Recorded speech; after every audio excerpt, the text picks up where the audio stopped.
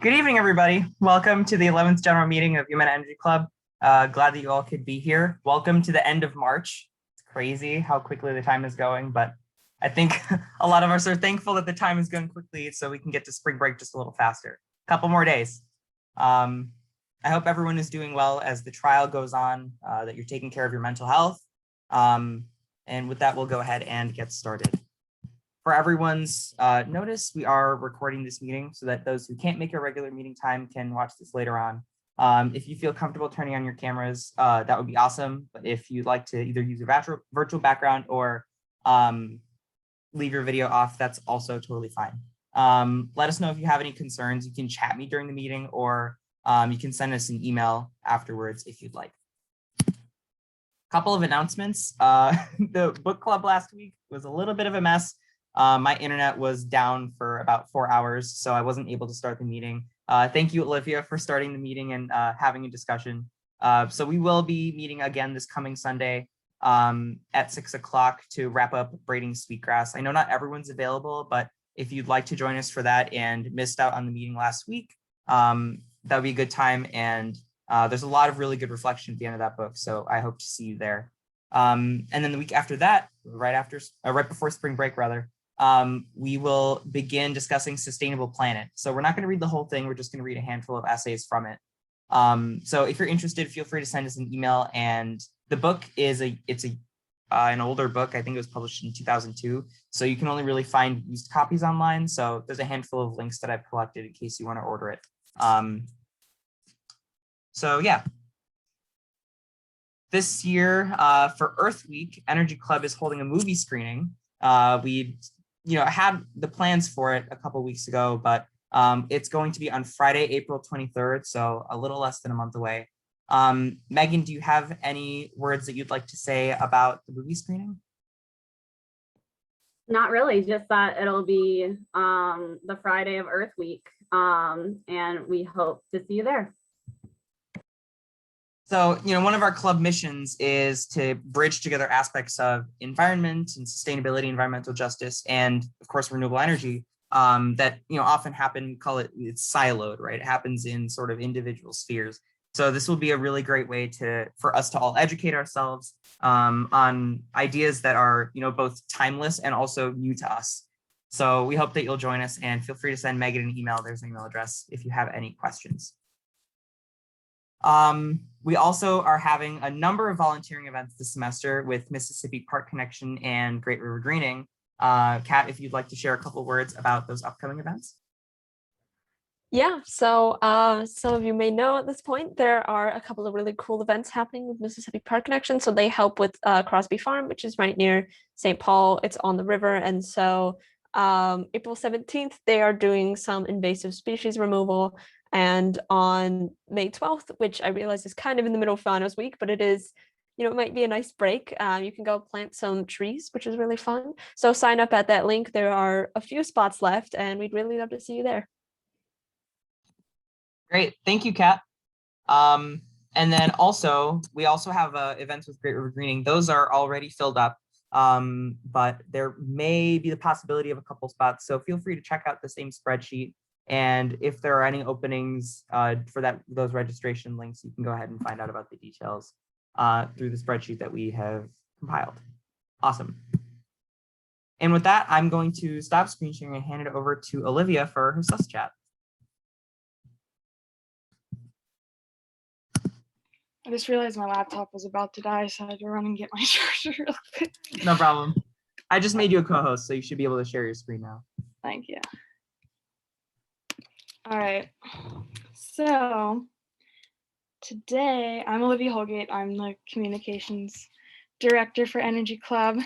And today we're going to talk about sustainable communities and how we can make any system more sustainable. All right, so I'll start off with a little introduction. I'm Olivia. My pronouns are she, her, hers.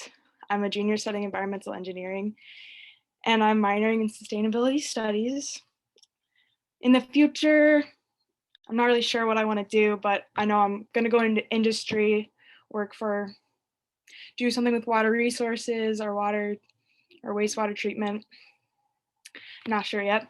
And then some of the things that I like to do in my free time are playing my ukulele and singing and just listening to music in general. And then a fun fact about me is that when I'm old, I aspire to be a crazy cat lady. So there's a picture of my cat in a pot of oregano. So it's pretty cute. Okay, so first I kind of wanted just to have a small discussion on how you guys would define sustainability. And I wanted to ask this because I know as a club we throw out all these words like sustainability and resilience and all these things. And I guess I want to see if you guys can actually, like, if someone were to ask you what sustainability is, like, how would you describe it? And anyone just can join in or put in the chat anything. So when I think of sustainability, I think of the 7 generations idea of making sure that things are going to exist in enough kind of plenty that 7 generations from now can live. I like that. Nolan says, providing the needs of the present without compromising the well-being of the future generations. It's also a good definition.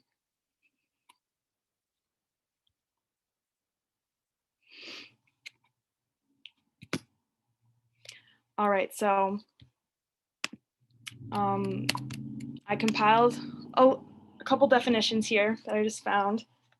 And you guys are pretty spot on with the general theme. The ability to be maintained at a certain rate or level, avoidance of the depletion of natural resources in order to maintain an ecological balance, then meeting our own needs without compromising the ability of future generations to meet their own needs. So I think it's important to like kind of think about, like sit down and think about like, what does sustainability actually mean? And like, how can I implement this in my life? Because to be honest, sustainability can mean a bunch of different things and have a bunch of different definitions, and it kind of changes, or your interpretation of this word can kind of change the way you act with it, I guess. So to move on from that, I'll talk about the class that I'm in, Sustainability 4004, or Sust 4004, Sustainable Communities. I am studying environmental engineering, and I found that even in a major with that title, I was finding a lack of like, how can I help the planet? How can I help people? And so I found out about the sustainability minors study, or the minor, the sustainability studies minor, and it really drew me in. One of the things that why I love it is because it has an interdisciplinary emphasis, just like this club does. We talk about a lot of different things. It's more than just helping the environment. We talk about economic sustainability and also social sustainability as well. And one thing that I wanted to say too is that when we're thinking about sustainable systems and making the world a better place, we can't forget to think about like environmental justice and equitable sustainability, because if everyone doesn't have access to like sustainable systems, then how are they really helping? So that's another important thing to note. So this class, I'm trying not to sound like an ad for this class because I have no reason to like tell everyone to take this minor or take this class. But I just thought, since I'm learning so much, I wanted to kind of spread the wealth, I guess. Sorry, got a text.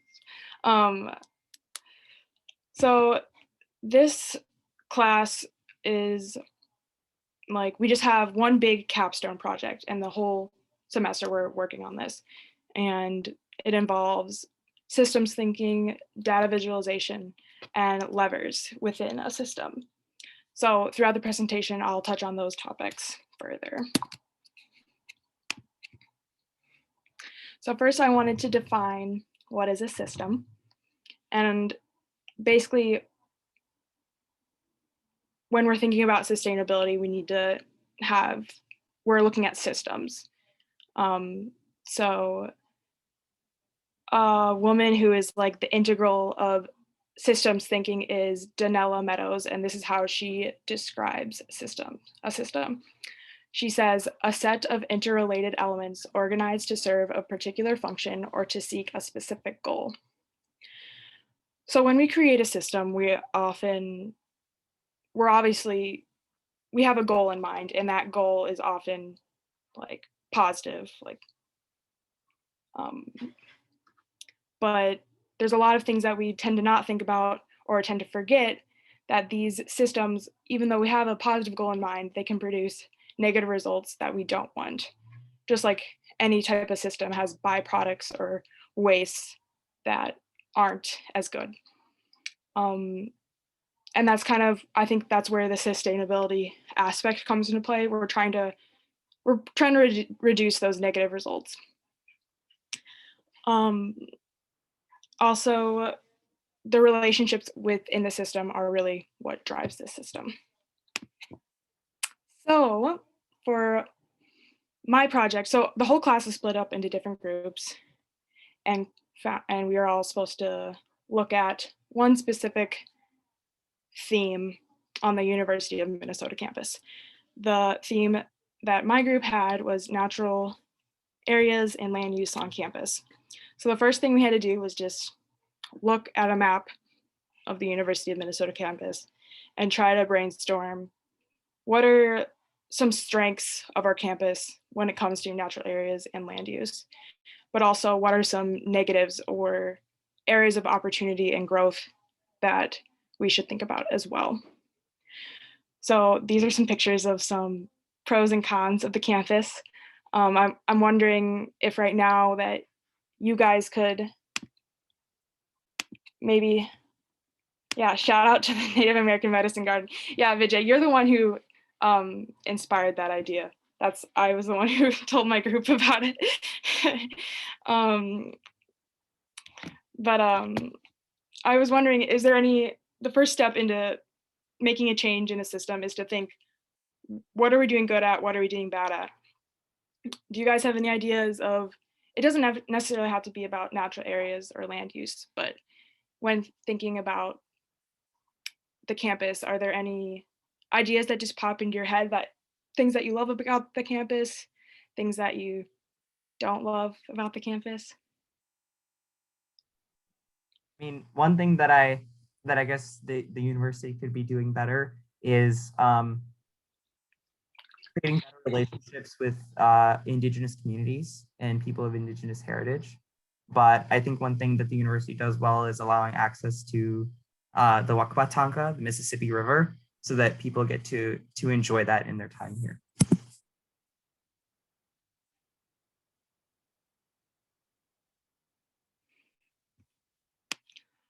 Lots of concrete / land coverage, little natural habitat. Yes, I agree with you, Kat.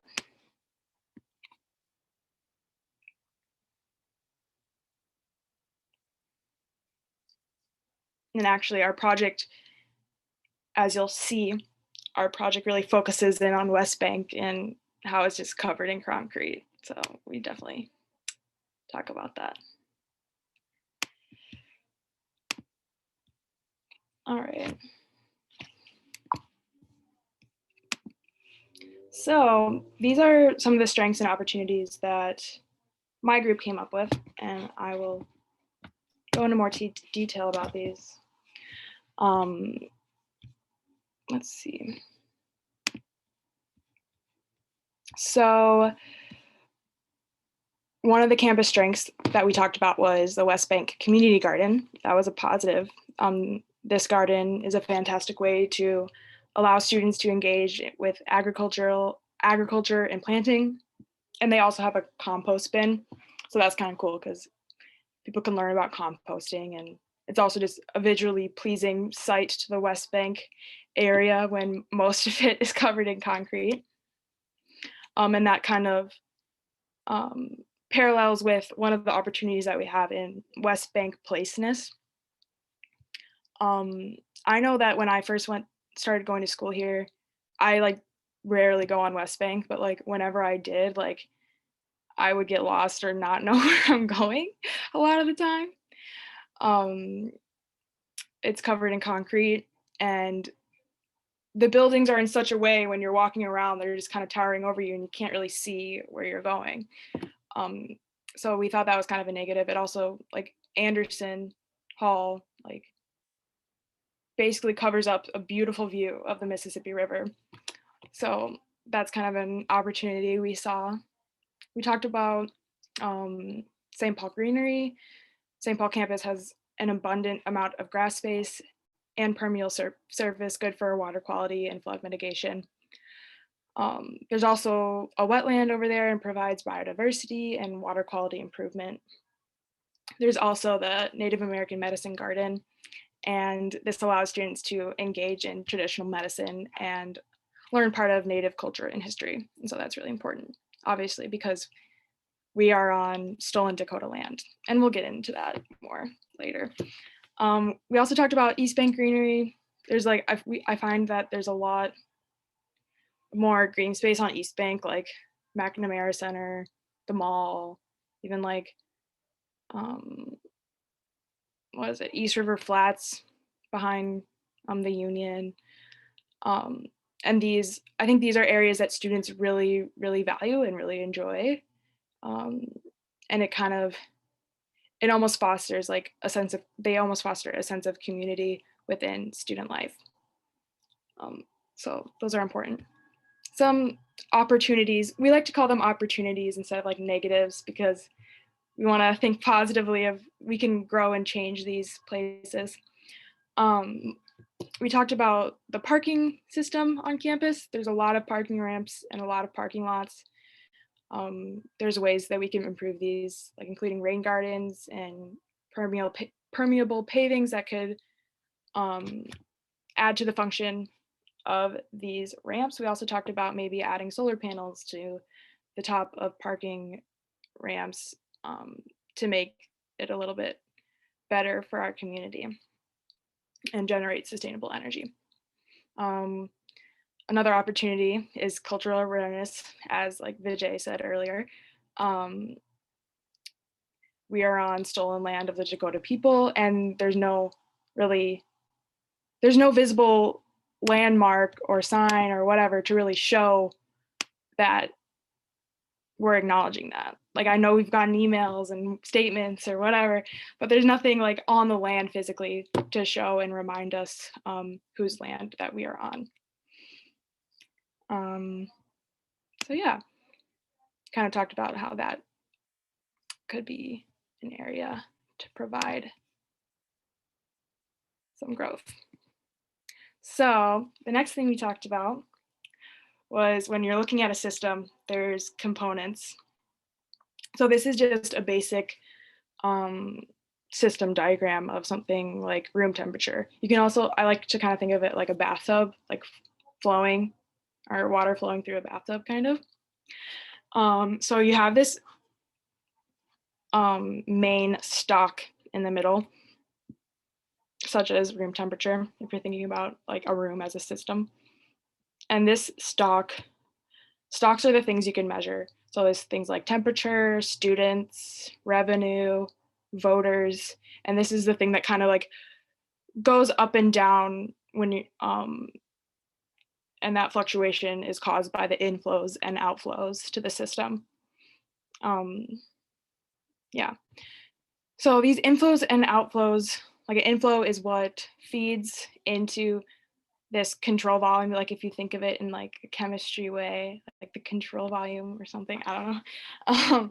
What feeds into this stock causes it to grow, and then outflows are what causes it to sink. And so in this situation, it could be like heat from a furnace causing the room temperature to go up, but then heat flowing outside of the house causes the room temperature to decrease. In a system, there's also positive and negative feedback loops. And these are kind of what drive I would say drive these inflows and outflows. A positive feedback loop, I guess I can explain this. A positive feedback loop would be something like when you're thinking of climate change, where let's say if we're thinking about climate change, the earth is heating up. The fact that it's heating up is causing more water to evaporate and be present, more water vapor to be present in the atmosphere. Water vapor is a greenhouse gas, so if there's more water vapor present in the atmosphere, it will cause global temperatures to rise. So those kind of just feed off of each other, and there's just kind of a constant increasing cycle of climate change. A negative feedback loop in turn is something like if you think about like your own body temperature, like let's say you get sick, or let's say it's a hot day and you're heating up, your body automatically reacts to cool itself down by sweating. So that would be like a negative feedback loop. It tries to keep the system stable. It's also called like a balancing loop.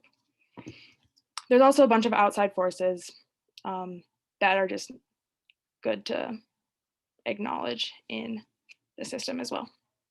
So given those definitions, we made a systems diagram of the West Bank green space. We made one pre-COVID, and we also made a post-COVID one.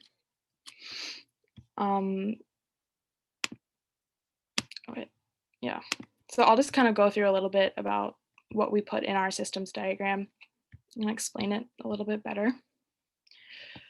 So the stock that we put was the area of green space. And so we could measure this by like seeing how much land is actually used for green space. Thanks, Vijay, for the little write-up on that. So our inflows for green space, we said, were like removal of old buildings. So like these are things that increase green space on campus. Removal of old buildings, addition of planting or gardening spaces. As old buildings and spaces are demolished, these can free up new valuable space for green areas on campus. These areas can obviously be converted to gardens, such as the West Bank Community Garden. Some outflows of green space would be development and new construction. As more students use the university, and as our university grows, the demand increases for buildings, for like housing and academic halls. Infrastructure will decrease the amount of green space by meeting increased demand for paved space for roads and parking lots, etc. So we have some feedback loops in this diagram as well. We kind of talked about the desire, like I would say students are one of the main drivers for green space on campus, just like the well-being of students. And they're the ones who are interested in these green spaces. And we talked about how the more green space there are, the increasing desire, like the more connection to the land, and the more want and need for more green spaces increases. We also talked about kind of from the standpoint of the viewpoint of the university, how there's a desire for infrastructure and profit. And as this desire increases, it will decrease the available green spaces. And so we recognize kind of a clash of the wants and needs of the students and the wants and needs of the university. So then post-COVID, like we were like required to make a pre and post-COVID diagram. But I honestly think they're pretty similar. I would say there's a little bit of difference post-COVID due to the fact that like us students have been like caged in our apartments for like a year and we're going crazy staring at our laptops all the time. So I just would say like the desire for that green space in the middle of Minneapolis is really is a lot stronger, because we just don't want to be in our apartments anymore. So we talked about how COVID has led to a sharp decrease in the amount of activity on campus, leaving many buildings empty and lack of need for space for classes and parking. There has been a decrease in the overall amount of students attending the university as well due to not wanting to or not being able to attend classes during the pandemic. Post-COVID, we acknowledge that probably some learning and working will continue to be remote. As campus planning looks forward, we need to account for both a decrease in the total load on campus, as well as a vision for campus spaces that are more like conducive to social distancing. And we believe that since West Bank has such limited green space in pretty old buildings, there's definitely an opportunity for change over there. We also talked about system vulnerabilities for this post-COVID era. We kind of, in our current system, to maximize the efficiency of classroom spaces, we kind of created a system that is very vulnerable to the space constraints of COVID, or if even any illness or disease. Packing hundreds of students into lecture halls as tightly as possible has not only created uncomfortable learning environments, but now we can't use these learning environments or use them at like what, 25% capacity. Another vulnerability uncovered by COVID is that of energy use. And I thought this was important to talk about in Energy Club. Buildings have been left unused while the need for maintenance continues in these buildings. So this includes keeping buildings warm during the winter so they won't freeze. Although this is necessary, it uses a lot of energy and resources while the buildings remain vacant during COVID. This is very inefficient in both terms of land use and energy use on campus. Yeah, so that's another vulnerability on my notes here is, again, what I said, campus has limited space and a limited budget, but these interests often directly oppose one another. While green spaces are many students' favorite part of the campus, they are also not a profitable space for the university. Further discrepancies lie between Indigenous needs and university governance agenda. While land acknowledgements raise awareness to the origin of the university's land, there is still little to no action being taken to honor this or ideally begin a reparation process. So that's just another issue that we kind of talked about post-COVID. Okay, so this is kind of, we're almost up to date on where we are in the semester for the project. We did a data visualization section of the project, but this is just a rough draft. We don't have it finished yet. But what we kind of wanted to do was look at a map of West Bank and basically color, like all the campus buildings are red. And then we also colored all the green space green. And we're gonna kind of do a more in-depth map here. But with that map, we are also going to create a little pie chart talking about so we could easily see like the percent of land use or the percent of land use cover on the West Bank campus. And I guess our point behind that was we don't think there is a lot of green space. So we wanted to be able to easily see that in graphic form. We kind of talked about how data visualization, when wanting to drive change, can be very, very useful and very powerful, because instead of reading a whole report on why we need more green space, you can it's almost, you can look at a graph or a map and learn just the same amount. We think it's more accessible to people as well, looking at these graphs. One thing that should be noted though, a lot of data visualization can hold bias, and we need to remember that too.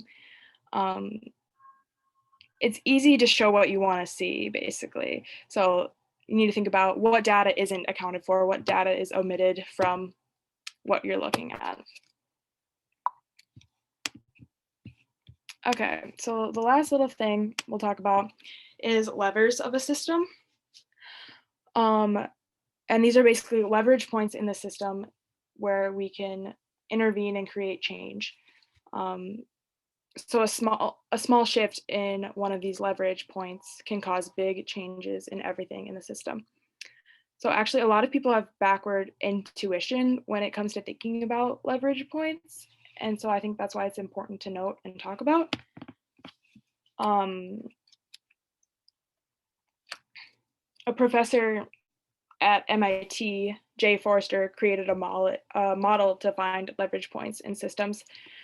And he studied how to solve huge problems like poverty and hunger, environmental destruction, like urban deterioration and unemployment. And he found through his research that a huge leverage point and a clear leverage point was growth, whether that be population growth or economic growth.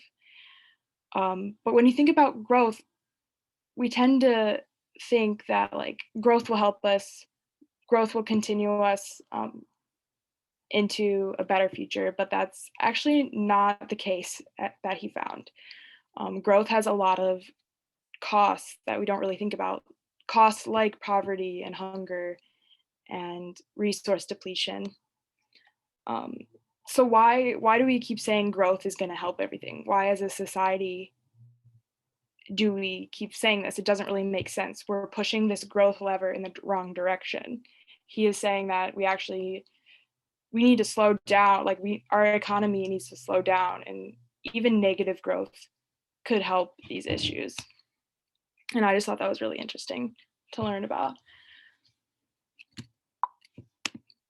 So here's just like a little diagram that Danilo Meadows made of different levers in a system that she came up with. And it kind of shows the rank of their power to change a system. And so like down here, like looking at constants, parameters, and numbers and changing these don't have a lot of power to change a system. But if you look on the other end, like changing mindsets, changing paradigms, those things are a lot harder to change, but will create the best positive effects of the system if we want to change for better.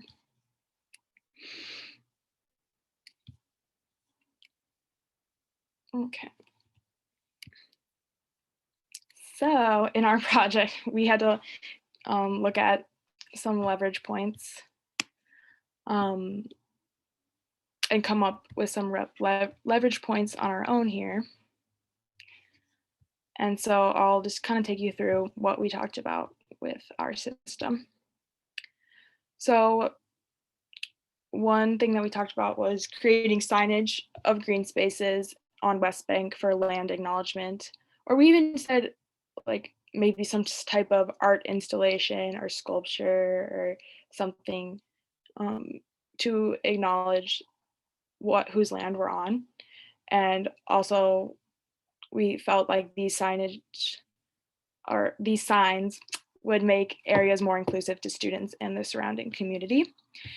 And actually, so I put this little information in parentheses because we talked about that would be the information flows leverage point. So that's right here on the little scale.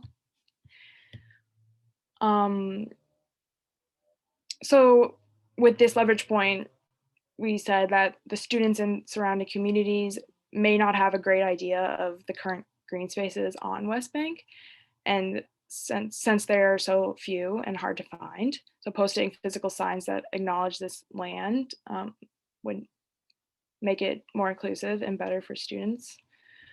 It also educates students and community members about how we are on Dakota land. And we think that doing this will increase engagement in green spaces and give people better ties to the land in which they will live. We also talked about creating a website, kind of like the Study Space Finder website, but for green spaces. It would become cool to have like pictures and like a little like catalog of the green spaces on campus, so people kind of know what's out there. And that would be another information flow. And then the third one here is shifting the goal of the system. This is a big one. Shifting the goal of the system to the well-being of students and the surrounding community, and including the social and ecological community. A major lever in our system could be changing the goals of our university. It falls on like this third one right here. And if we could somehow shift these goals to instead prioritize the well-being of the students and the surrounding community, instead, or this shift in focus could allow our university to make sure that it makes decisions out of the interest of students, surrounding communities, and the environment, instead of solely making decisions based off of growth and profit.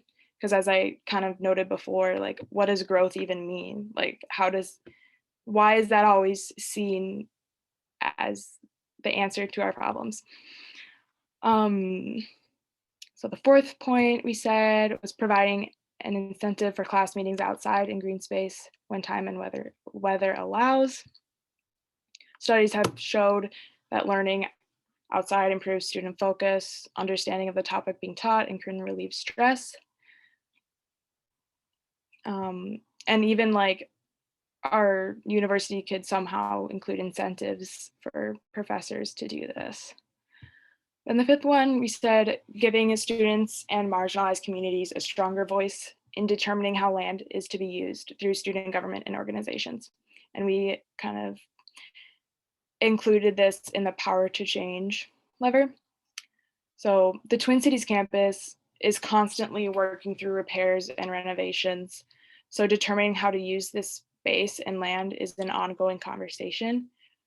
Through organizations and government systems already in place, students should have more say in how campus space is used.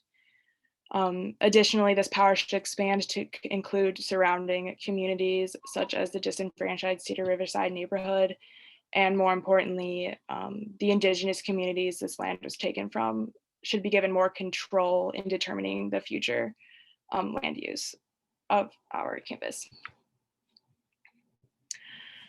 So that's basically our leverage points. And then the next, while kind of like looking towards the future and looking towards change, we were asked to basically create a vision of the future of what we wanted to see. And so this is what we wrote. We said, we believe a resilient, sustainable, and equitable university community starts with appreciation, stewardship, and knowledge about the land the university lies upon. By inviting people to engage with the land, we hope it gives them a better sense of belonging, and we see a future where sustainability is rooted in everything we do, and land is appreciated in the same way it was before it was taken. So I don't know, that just reading that makes me happy for some reason, because I'm like, if only the world was like that. But I think at the end of this little talk, we'll talk about why creating a vision, even if it seems like out of reach, why creating a vision is so important. Okay, so then that's basically a rundown of what I'm doing for my class, and we still have more stuff to do, but that's what we've done so far.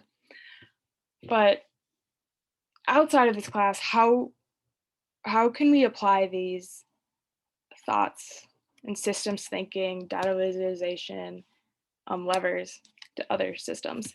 And one kind of big system that just popped into my mind to talk about today was the Flint, Michigan water crisis.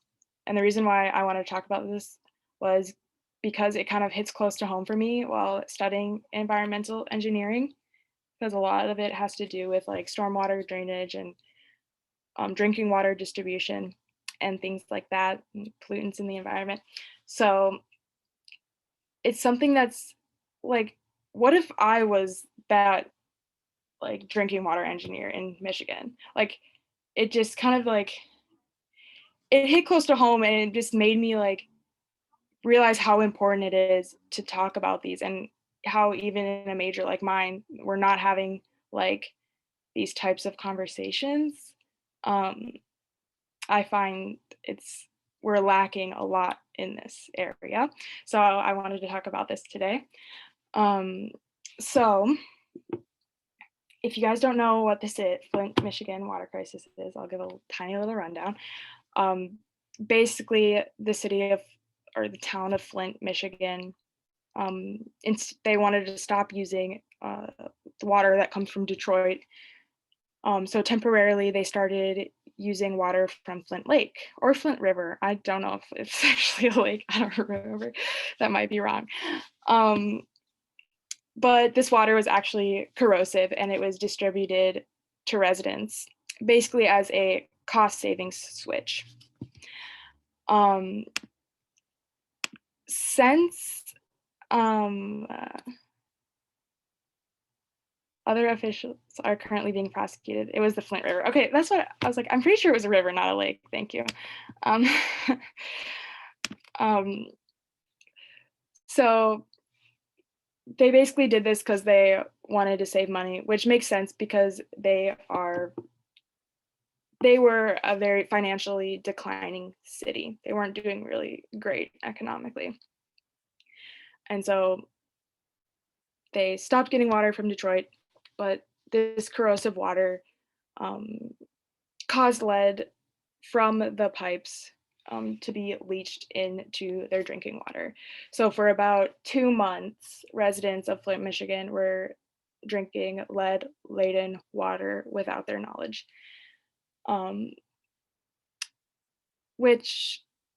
So I'm trying to figure out how to talk about this. So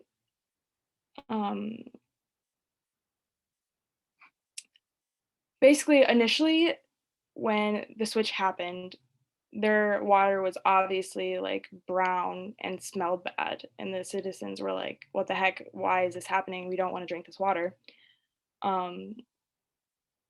But there was a very delayed reaction from this public outcry from the government officials.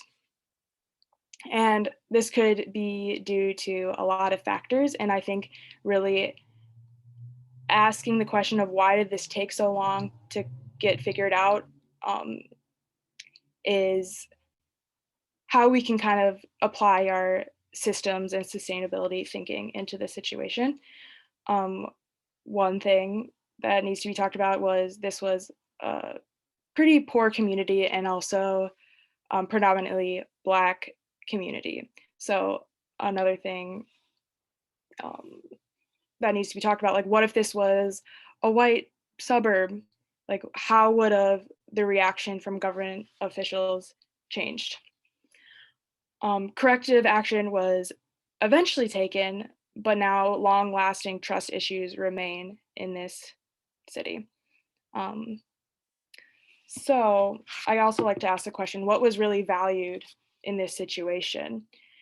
From a systems point of view, it seemed like money was the factor. They were really, this town was financially crashing, and so to find a quick fix, they didn't really think about the people in this town, and they may have made some rash decisions to help save money. And obviously this wasn't okay. And like Emma said, How do I go back to the chat? Anyways, like Emma said, they're they're still trying to, oops. They're still trying to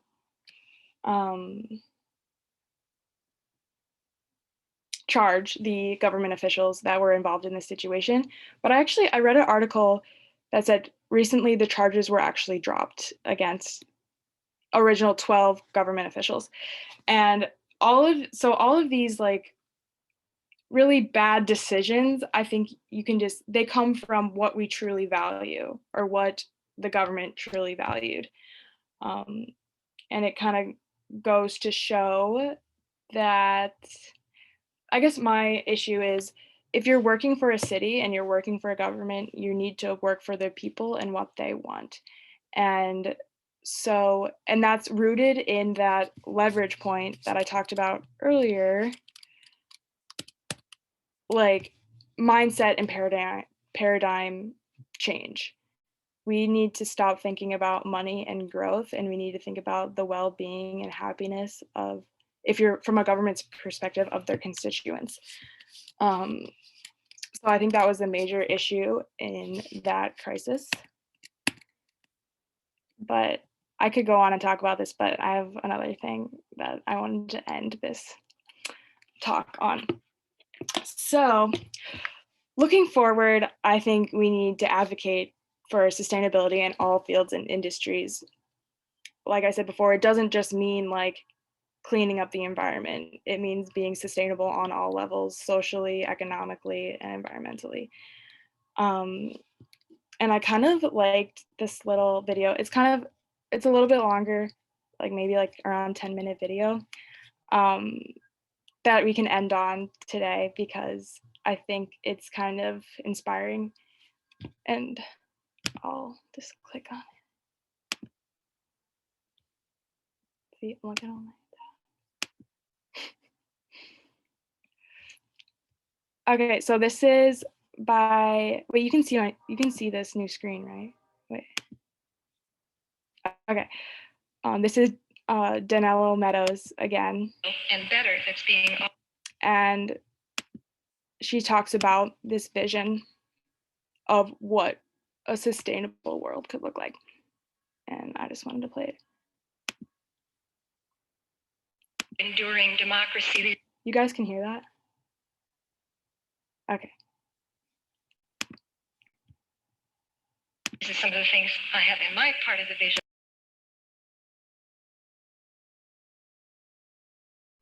I think we can't hear it anymore. Is that just me? I can't hear it either. Yeah, same here. It was working for a bit. One I second. think because you muted. Oh yeah, you're right. Okay, I'm just gonna not mute myself. But one thing that I also wanted to say, I forgot. Responsible. She asks us to close our eyes and think of our own vision. So if you want to like turn your mic or turn your camera off or whatever while you're doing that, feel free to.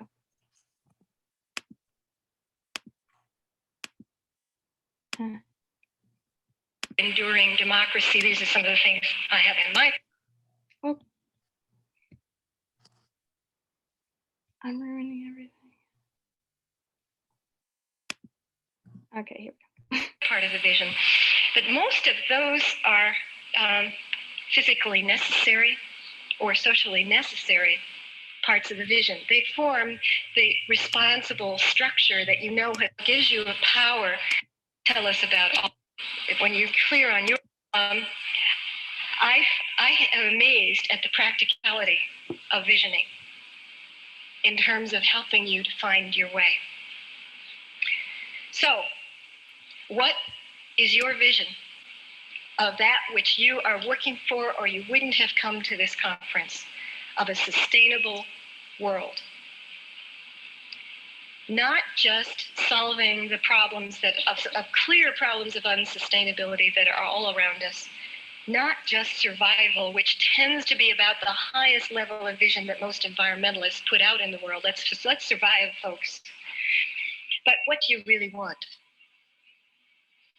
It is, of course, a world where resource regeneration is at least as great as resource depletion. It's a world where emissions are no greater than the ability of the planet to absorb and process those emissions. Of course, it's a world where population is stable or maybe even decreasing human population, where prices internalize all costs. Of course, this is all part of the vision. A place where no one is hungry or desperately poor, a place where there is true enduring democracy. These are some of the things I have in my part of the vision. But most of those are physically necessary or socially necessary parts of the vision. They form the responsible structure that you know has got to be part of the vision. But then what else? What more? What will make this a world that would make you excited to get up in the morning and go to work in it? That would make you feel wonderful about the possible future for your children and your grandchildren, excited at what they will have the opportunity to bring forth. What kind of world would that be? Some of you will find that this is easy. You've already thought about it many times. Some of you are going to find this hard, and maybe all those forms of resistance will be coming up as you try to find that vision. And honor the forms of resistance. They tell you things about your pain and your struggle and your scars and your culture. But try now. I've never tried this before either, especially not with a group this size. I'm going to ask you in a moment to close your eyes, because that's the best place to find the vision, is within yourself without distractions. And I'm going to lead just a little, ask you to literally look in your mind's eye at a sustainable world. And what I caution you to do, since I've done this now many times, is don't push it. Don't feel that you're a failure if nothing comes, and don't grasp too hard to see something. Just notice what happens. That's all you have to do. This needs to be a very relaxing exercise. If you may see, some people do, brilliant, detailed pictures. You may see nothing. You may hear something instead of seeing something, or feel something. You may see colors. Whatever comes up, your mind will do what your mind does, and that's fine. If my voice while we're doing this doesn't help or gets in the way or points you in the wrong direction, ignore me and follow your vision. And just see what happens. This will take only a few minutes because we're behind schedule. It would be better to do it for a longer time, but I'm just going to give you a demonstration. You can do it later in a more relaxed setting, anytime you want, for as long as you want. So first of all, just get in a relaxed, comfortable position. Close your eyes and take one really good deep breath.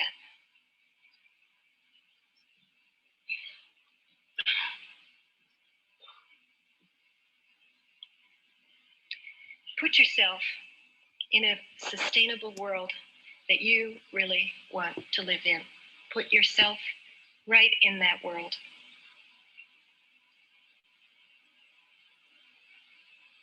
Start near at home, in your home, whatever your home looks like, a home you would love to live in, that's comfortable and beautiful and sustainable.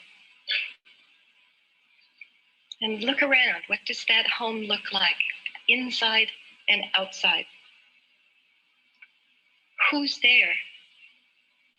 What does it feel like to live there, to work there, to eat there, to get up in the morning?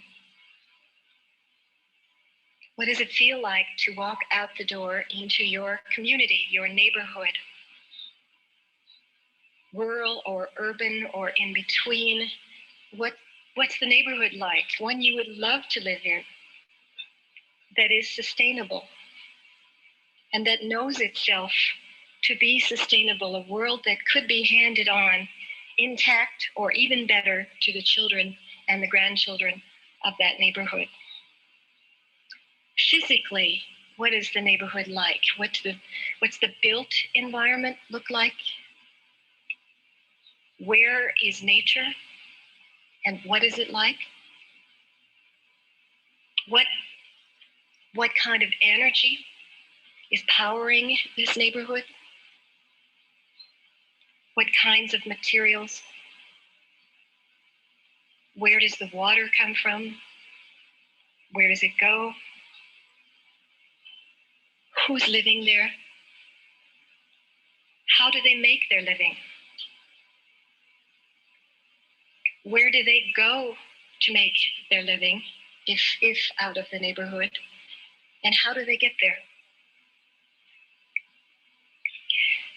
How do you communicate in the neighborhood and with other neighborhoods? How often? By what means? About what?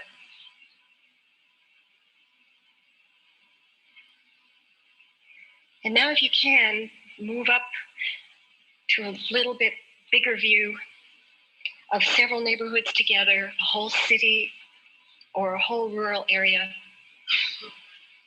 a whole state or province where you live, working sustainably in a way that you would love it to work. Look at your whole nation. What does it look like? What does it feel like? How are decisions made? How are conflicts resolved? What kinds of technologies are being used and being born? Now go to the whole world, sustainable, full of nations and neighborhoods and cities and rural areas where people love to live, where they know that their children and their grandchildren will have an even more intact, more sustainable, more exciting world than they live in. What kind of world is that?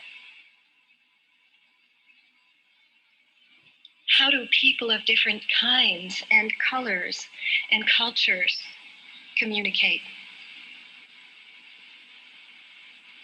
How do they learn from each other? How do they get along with each other? How do they resolve conflicts?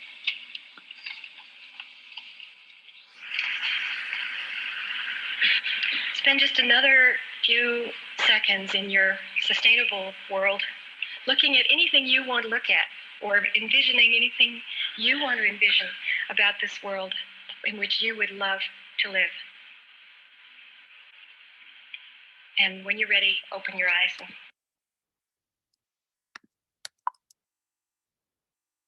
Okay. Come on back to the That's the last little video. I'm trying to exit out of this. I'm just gonna stop share real quick. Okay, so that's the last little thing, which I really enjoyed that video, and I just encourage you guys to kind of like think about what you saw in your head, what you felt, what you heard. Think about what is holding us back to get to that world that you envisioned, and what we can do next to get to that world. And that's all. A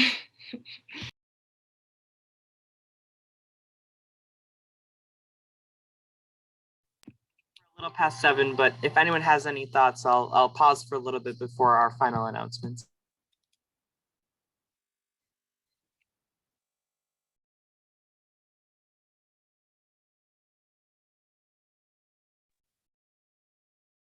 Okay, well, if there's no other thoughts, thank you very much, Olivia. This was a really nice Sust chat. Thanks for sharing your work on your capstone project and all the resources that you came across in the research that you've done. I will go ahead and share my screen for the last couple of announcements here. Next week is spring break, so we won't be meeting. We hope that you'll stay well. Take care of yourself, take care of whatever responsibilities you have, and stay safe. We are working on finding a speaker for the next meeting right after spring break. After that, we'll hear from Kat, who will discuss the history of Russian environmentalism. And for our last meeting of the semester, on April 28th, we'll hear from Professor Dan Philippon, who teaches a class called The Good Life at the End of the World. So probing these same questions. Can we, what does it mean to lead happy, sustainable lives, and how can we do it? How can we get there? So with that, if you like what we're doing and you want to share what we do with your friends, feel free to send them this link so they can sign up for our emails. Or if you haven't signed up for our email already, go ahead and do that there. And if you haven't signed in today, go ahead and do that. Thank you again, everyone, for joining us. And we hope to see you again in a couple of weeks. Have a nice break. Thank you. You too.